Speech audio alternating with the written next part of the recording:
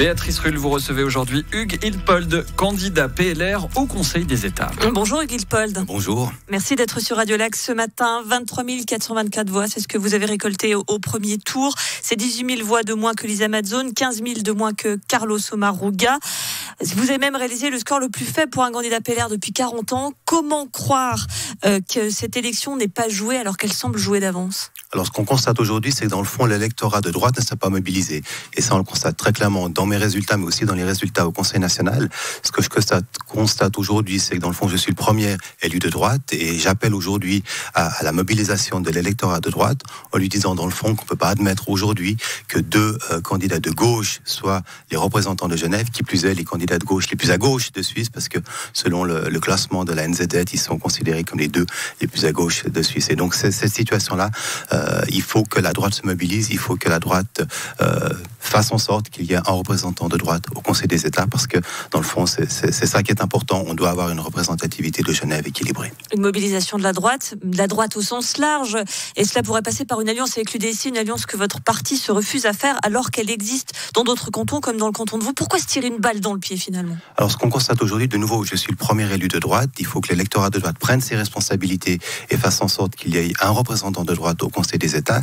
Évidemment. Ce serait plus simple si vous aviez fait alliance avec Céline Amodou. Ce qu'on peut constater effectivement, c'est qu'aujourd'hui, dans le fond, pour mobiliser tout l'électorat de droite, il faut qu'il y ait un certain nombre de candidats pour ce faire. Alors, il y a le candidat Hiltpold qui se présente sous la bannière PLR. Il y a la candidature de Béatrice Hirsch sous la bannière PDC et Céline Amodou sous la bannière UDC. Ce qui est important, c'est vraiment une mobilisation et puis faire en sorte qu'on ait une représentation de droite au Conseil des États, sans quoi il risque d'y avoir deux représentants de gauche qui ne sont pas du tout représentatifs de la majorité de Genève, qui, je le rappelle, est de l'ordre de 55% à droite. Mais vous ne répondez pas à ma question. Pourquoi pas une alliance avec l'UDC alors qu'elle se fait très bien dans le canton de Vaud ? Alors, il n'y a pas eu d'alliance avec l'UDC dans le canton de Vaud. L'UDC s'est retiré parce que, voilà... Parce qu'ils ont fait le constat simplement que dans cette situation-là, dans le canton de Vaud, ça ne péjorait pas les chances du candidat français.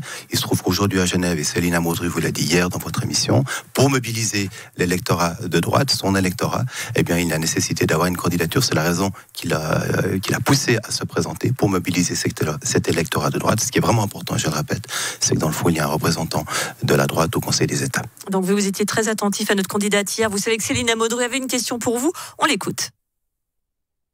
On entend toujours parler de la classe moyenne. Tout le monde défend la classe moyenne. J'aimerais savoir comment M. Hiltpold peut justifier l'augmentation de la TVA de 7,7% à 15% minimum si nous acceptons l'accord cadre.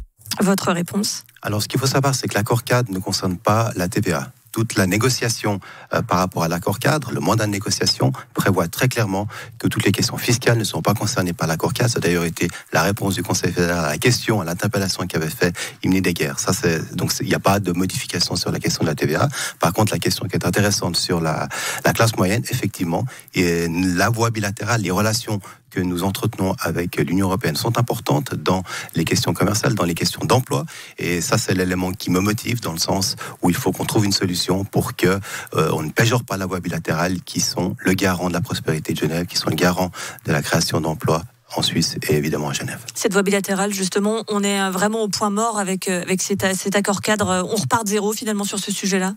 Non, je crois qu'aujourd'hui, évidemment, il y avait une volonté de laisser un tout petit peu en retrait cette question-là en attendant le résultat, la fin, dans le fond, des élections fédérales. C'est important. Il y a eu un certain nombre de clarifications qui ont été demandées. Il y a une préconsultation qui a été lancée. Plus de 500 entités ont répondu avec une conclusion qui était oui, mais. Et donc, dans le fond, aujourd'hui, on doit clarifier un certain nombre de points pour faire en sorte que ce soit un succès devant le peuple. Et je le rappelle, nos relations avec l'Union européenne sont le garant d'emploi, sont le garant d'une bonne prospérité de Genève et de la Suisse. Vous êtes candidat au Conseil des États, uniquement au Conseil des États. Si vous n'êtes pas élu le 10 novembre prochain, qu'est-ce que ça signifie pour vous, la fin de votre carrière politique ? Alors, on a toute la latitude de pouvoir en discuter le lendemain de l'élection. Ça te dans votre tête quand même la suite. Je crois qu'il y a chaque chose en son temps. On répond pas à ce genre de questions à ce stade. Je crois que je suis en campagne. Les élections ne sont pas terminées. Il y a encore 2 semaines pour faire âprement campagne. On aura toute la latitude de discuter de mon avenir après ces élections. Demain, nous recevons Lisa Mazzone, la candidate verte aux États. Une question pour elle ? Oui, le service de renseignement a besoin de 100 postes supplémentaires qui seront traités dans le cadre du budget. Ces 100 postes supplémentaires permettront, dans le fond, permettront de lutter contre l'extrémisme religieux, permettront de lutter contre les actes terroristes ou les tentatives d'actes terroristes poste sur le territoire suisse. La question que je lui pose très simplement, c'est est-ce qu'elle sera d'accord de voter sans poste supplémentaire pour le service de renseignement, sachant que les Verts ont refusé la loi sur le renseignement. C'est la question d'Hugues Hiltpold, Lisa Madzone qui sera à votre place demain matin. Merci beaucoup Hugues Hiltpold, candidat PLR aux États. Merci à vous.